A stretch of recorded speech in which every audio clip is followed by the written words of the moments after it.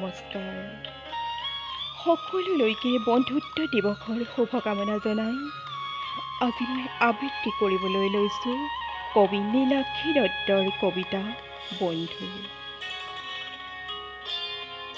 যাৰ সাহচৰ্যই আমাক লৈ যায় মৰতৰ সৰগলৈ, যাৰ সংগত পান কৰোঁ জীৱনৰ অমল সুধা, যি শাওনৰ পখৰ তাপত ৰিপ ৰিপ মলয়া বতাহ, যাৰ কাষত নিৰ্বিচাৰে মেলি দিব পাৰোঁ গোপন বুলি ভবা অপ্ৰকাশিত অধ্যায়, ভুলবোৰ শুধৰাবলৈ নকৰে কুণ্ঠাবোধ, জীৱনৰ প্ৰতিটো পৰিক্ৰমাত দুখৰ সাৰথি, সুখৰ সমভাগী হে বন্ধু, তুমি মোৰ জীৱনক জীৱন দিয়াৰ জীৱন সঞ্জীৱনী।